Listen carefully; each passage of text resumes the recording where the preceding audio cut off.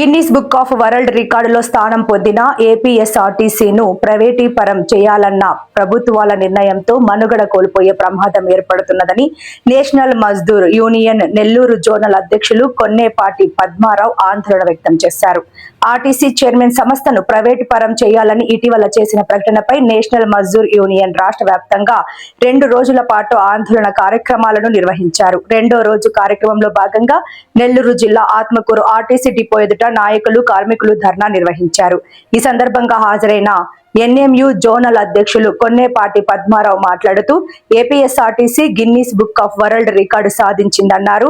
అలాంటి సంస్థను ఒక ప్రైవేటు సంస్థకు అప్పగించి నిర్వహించాలనే ప్రభుత్వం నిర్ణయం సరైంది కాదన్నారు. ఎలక్ట్రిక్ బస్సులను ప్రభుత్వమే కొనుగోలు చేసి నిర్వహించాలన్నారు. మరోవైపు ఆర్టీసీని ప్రభుత్వంలో విలీనం చేసిన తర్వాత ఈహెచ్ఎస్ వైద్య విధానంలోకి వారిని విలీనం చేశారన్నారు.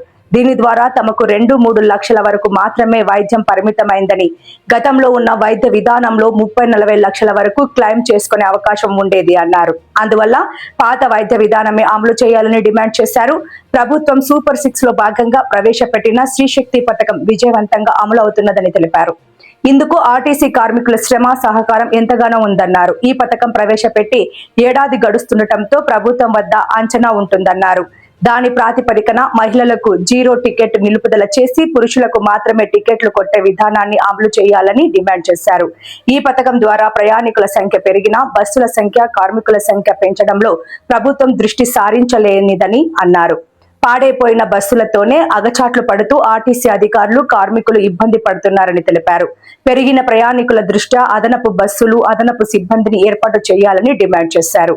ఆర్టీసీని ప్రైవేటు పరం కానీయకుండా ఎన్ని సంఘాలు తమతో కలిసి వచ్చినా ఉద్యమించేదానికి తాము సిద్ధంగా ఉన్నామని పిలుపునిచ్చారు. ఈ కార్యక్రమంలో NMU depot secretary Mastanaiah, garage secretary Ahmed Basha, Sudheer, Jameer, Gouse Basha, Khader Basha, Srihari, ఇతర కార్మికులు, నాయకులు పాల్గొన్నారు. అధికారి నిర్ణయాలను వెంటనే డిఎం ఆఫీస్ నందు ఓటీని శ్రీనివాసరావు గారి నాయకత్వం, వర్ధిల్లాలి శ్రీనివాసరావు గారి నాయకత్వం, వర్ధిల్లాలి రమణారెడ్డి గారి నాయకత్వం, వర్ధిల్లాలి రమణారెడ్డి గారి నాయకత్వం,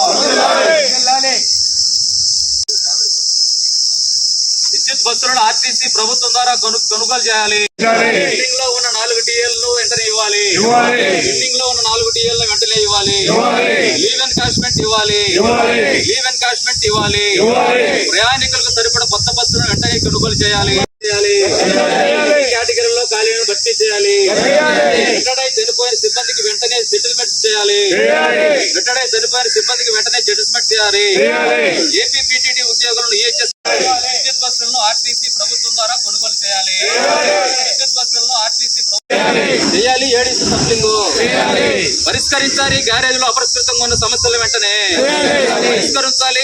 జిందాబాద్ నేషనల్ మజ్దూర్ యూనిట్ అసోసియేషన్, జిందాబాద్ నేషనల్ మజ్దూర్ అసోసియేషన్ పరిష్కరించాలి. అపరిష్కృతంగా ఉన్న సమస్యల వెంటనే నిలుపుదల చేయాలి. ఆర్టీసీ ప్రైవేటీకరణ వెంటనే నిలుపుదల చేయాలి. ఆర్టీసీ సిబ్బందితోనే విద్యుత్ బస్సులు నిర్వహించాలి. శ్రీశక్తి బస్సుల్లో 0 టికెట్ ఇచ్చే విధానం నిలుపుదల చేయాలి. ప్రయాణికులు టికెట్ ఇచ్చే విధానాన్ని చర్యలు తీసుకుని సిబ్బందిపై పనిభారం తగ్గించాలి. అర్హతను బట్టి ఏడీసీ సప్లింగ్ ను చేయాలి. వెంటనే చేయాలి. ఏడీసీ స్లాబ్ బస్సుల స్థానంలో కొత్త బస్సులను డిఎం ఆఫీస్ నందు అంతర్గతంగా ఉన్న సమాచారాన్ని బయటికి డిపిటిఓ గారి ఆదేశాలను డిఎం గారు విధిగా అమలు చేయాలి. డిపిటిఓ గారి ఆదేశాలను డిఎం గారు విధిగా ఏడీసీ సప్లింగ్ చేయాలి. ఏడీసీ సప్లింగ్ చేయాలి. ఏడీసీ సప్లింగ్ గ్యారేజ్ నందు సమస్యలు పరిష్కరించాలి. గ్రాఫ్ బస్సుల స్థానంలో కొత్త బస్సులు ప్రవేశపెట్టాలి.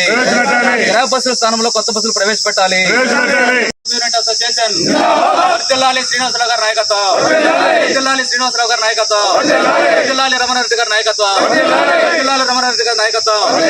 అనుకోవాలి. ఆర్టీసీని ప్రైవేట్ పరం చేసే విధానాలను అనుకోవాలి. శ్రీశక్తి బస్సుల్లో 0 టికెట్ ఇచ్చే విధానాన్ని నిలుపుదల చేయాలి. ప్రయాణికులకు మాత్రమే టికెట్ ఇచ్చే విధానాన్ని కొనసాగించాలి. జిందాబాద్ నేషనల్ మజ్దూర్ యూనిట్ అసోసియేషన్, జిందాబాద్ నేషనల్ మజ్దూర్ యూనిట్ అసోసియేషన్.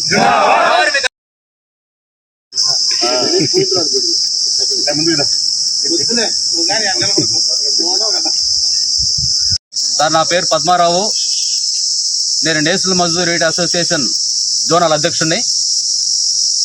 ఏదైతే రాష్ట్ర కమిటీ ఆదేశాల మేరకు మరి ఇటీవల కాలంలో ఆర్టీసీ చైర్మన్ కొనకళ్ళ సత్యనారాయణ ఆర్టీసీని తప్పనిసరిగా ప్రైవేట్ పరం చేయాలనేటటువంటి స్లోగన్ ఏదైతే మరి కొనకళ్ళ సత్యనారాయణ గారు ఇచ్చారో మరి అందులో భాగంగా మా రాష్ట్ర కమిటీ అధ్యక్షుల వారు శ్రీనివాసరావు గారు, అలాగే మా జనరల్ సెక్రటరీ రమణారెడ్డి గారు మరి రాష్ట్ర వ్యాప్తంగా 129 డిపోల్లో డిమాండ్స్ డే 2 రోజులు ధర్నా కార్యక్రమానికి పిలుపునివ్వడం జరిగింది.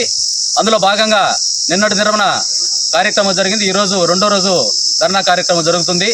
ఈ డిమాండ్స్ డే యొక్క ముఖ్య ఉద్దేశం ఏంటంటే, ఏదైతే మరి ఆసియా ఖండంలోనే అతిపెద్ద రవాణా సంస్థగా చెప్పుకుంటున్నటువంటి ఏపీఎస్ఆర్టీసీ మరి Guinness book of world record RTC ఏదైతే గిన్నిస్ బుక్లో ఎక్కిందో, మరి అలాంటి గిన్నిస్ బుక్ ఆఫ్ వరల్డ్ రికార్డులు ఎక్కినటువంటి ఏపీఎస్ఆర్టీసీ ఈరోజు మనుగడ ఆర్టీసీ పరం ప్రైవేట్ పరం అయ్యే దిశగా మరి అడుగులేస్తున్నారు. మరి దానిని వ్యతిరేకిస్తూ నిరసిస్తూ ఈరోజు నేషనల్ మజ్దూర్ యూనిట్ అసోసియేషన్ ఏపీఎస్ఆర్టీసీలో అతిపెద్ద యూనియన్గా అవతరించింది. మరి ఇలాంటి బాధ్యత రెస్పాన్సిబిలిటీ గల యూనియన్ కాబట్టి మరి ఇంతలో సమస్యను మేము భుజానికి ఎత్తుకొని మరి మిగతా యూనియన్స్ కలిసి వచ్చినా కలుపుకొని ముందుకు పోయేదానికి ఈరోజు నేషనల్ మజ్దూర్ యూనిట్ అసోసియేషన్గా మేము ముందుండి ఈ యొక్క ఉద్యమాన్ని నడిపించడానికి సిద్ధంగా ఉన్నాము.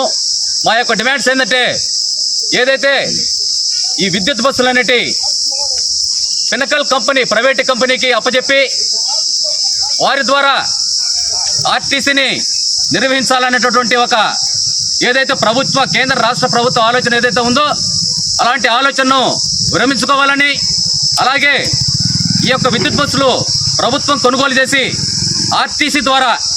ఆర్టీసీ ఉద్యోగుల ద్వారా ఈ యొక్క విద్యుత్ బస్సులను నడపాలనేది మా యొక్క మెయిన్ డిమాండ్. అలాగే ఏదైతే మేము ప్రభుత్వంలో విలీనమైన తర్వాత మాకు ఈహెచ్ఎస్ స్కీమ్ అని ఒక కొత్త స్కీమ్లో మమ్మల్ని చేర్చారు. మరి ఈ ఈహెచ్ఎస్ స్కీమ్ అనేది ఎంప్లాయీస్ హెల్త్ స్కీమ్ అనేది ఒక కంటికి పంటికి తప్ప ఈ కార్డు ఆర్టీసీ కార్మికులు ఏమాత్రము ఉపయోగం లేదు. ఈ ఈహెచ్ఎస్ కార్డు తీసుకొని హాస్పిటల్కి వెళ్తే ఆరోగ్యశ్రీ కార్డు కంటే కూడా చాలా దయనీయంగా మేము ఉద్యోగస్తులమైన మా జీతం నుంచి రికవరీ అవుతున్నటువంటి 265 రూపాయలు రికవరీ చేసుకొని కూడా కనీసం ఆరోగ్యశ్రీకి ఇచ్చేంత వాల్యూ కూడా మా కార్డుకి ఇవ్వడం లేదు. అందువల్ల నిరంతరం మేము ప్రజల మధ్యలో ప్రజల కోసము ప్రజలకు మధ్య అనుసంధానంగా ఒక వారధిగా మరి మేము నిద్రాహారాలు లేకుండా మరి మా విధులు మేము నిర్వర్తించే భాగంలో ఇటీవల కాలంలో డ్రైవర్ సోదరులు ఎంతోమంది ఒక 500 మంది సుమారుగా స్టీరింగ్ మీదనే పడి చనిపోయినటువంటి దాఖలాలు అనేకం చూసాం మిత్రులారా మనం. మరి అలాంటి దుర్మార్గమైనటువంటి విధానాలు ఈరోజు ఆర్టీసీలో కొనసాగుతున్నాయి. మరి గతంలో మేము ఆ కార్పొరేషన్గా ఉన్నప్పుడు మాకు పాత వైద్య విధానం ఏదైతే ఉందో దాన్ని కొనసాగించాలనేది మా ముఖ్యమైన డిమాండ్. మరి అందులో కీలకమైన అంశం ఏంటంటే, మేము కేవలం ఐడి కార్డు తీసుకొని మాకు రికగ్నైజ్డ్ హాస్పిటల్కి మేము పోతే మా ఐడి కార్డుతోనే సుమారుగా 30-40 లక్షల రూపాయలు మాకు ట్రీట్మెంట్కు మరి ఆనాటి స్కీమ్లో మేము ఎలిజిబిలిటీ ఉండేవాళ్ళము.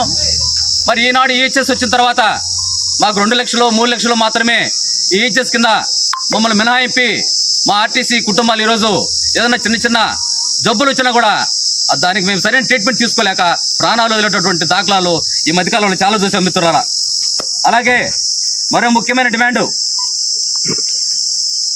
స్త్రీశక్తికి సంబంధించి ఏదైతే ఈ రాష్ట్ర ప్రభుత్వం మరి చాలా ప్రతిష్టాత్మకంగా తీసుకున్నటువంటి సూపర్ 6 అందులో భాగంగా స్త్రీశక్తి పథకము రాష్ట్ర వ్యాప్తంగా ఉన్నటువంటి అనేక మహిళా ప్రయాణికుల్లో కానీ ప్రజల్లో కానీ శక్తివంతంగా ఈరోజు దూచుకోబోయింది.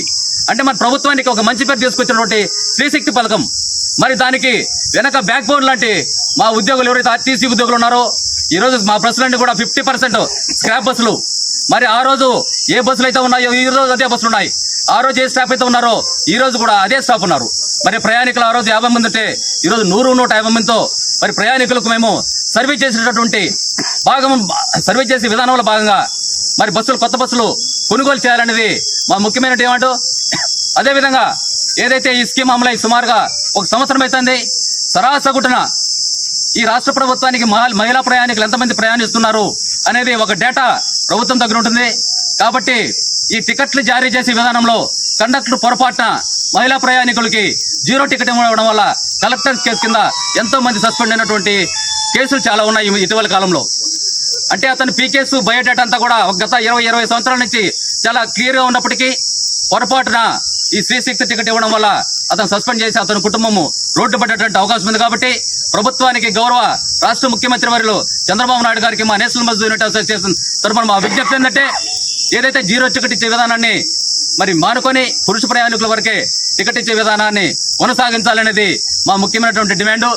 అదేవిధంగా ఏదైతే ఏపీఎస్ఆర్టీసీలో మేము గవర్నమెంట్లో విలీనమైన తర్వాత 2017 నుంచి 2026 దాకా అంటే సుమారు 9 సంవత్సరాలు మేము ఒక 2 పిఆర్సీలు కోల్పోయాం.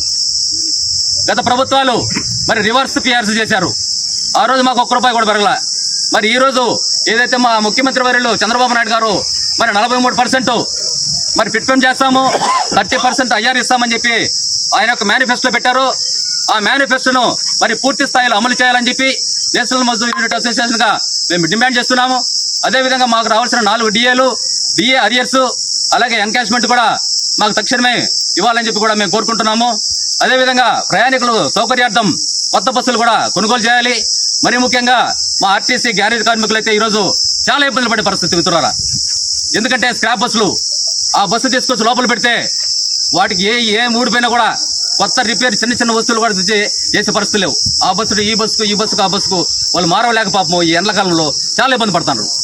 అయినప్పటికీ కూడా ఈ రాష్ట్ర ప్రభుత్వం యొక్క ఇమేజ్ ఎక్కడ తగ్గకుండా మహిళా ప్రయాణికులకి ఎక్కడ కూడా అసౌకర్యం కలిగించకుండా ఈ ప్రభుత్వం యొక్క ఖ్యాతిని కీర్తిని ముందుకు తీసుకోవడంలో మా యొక్క గ్యారేజ్ కార్మికులకు మేము మా హృదయపూర్వకంగా వాళ్ళకి మేము ధన్యవాదాలు తెలియజేస్తున్నాం మిత్రులారా. ఇకపోతే ఈ డిపోలో ఒక 3 అంశాలు ఉన్నాయి మిత్రులారా. ఎందుకంటే ఈ 3 అంశాలు ఆఫీస్లో ఓడి అనేది యాజ్ పర్ సీనియారిటీ ప్రకారము ఎలిజిబిలిటీ ప్రకారం మాత్రమే ఓడి నియమించాలా. డిపిటిఓ గారు అంటే మా డిఎం పై అధికారి యాజ్ పర్ సీనియారిటీ ప్రకారం మీరు ఓడిని నియమించమని చెప్తే వారి యొక్క నిర్ణయాన్ని కూడా బుట్ట దాఖలు చేసి ఆయన నేనే రాజు నేనే మంత్రి అంటే ఒక చందాన మరి డిపో వాళ్ళు వకాలత్ పుచ్చుకొని ఉన్నారేమో మాకైతే తెలియదు డిఎం గారు. మరి డిఎం ఆఫీసులు అంతా కూడా ఎంప్లాయీస్ను నాయకులాడు కూర్చున్నారు. వారితో మిలాఖత్ అయి మరి వారికి మాత్రమే ఓడిని కట్టబెట్టడాన్ని ఈ రోజు national Mazdoor unit Atmakur depot కమిటీగా మేము తీవ్రంగా ఖండిస్తున్నాము.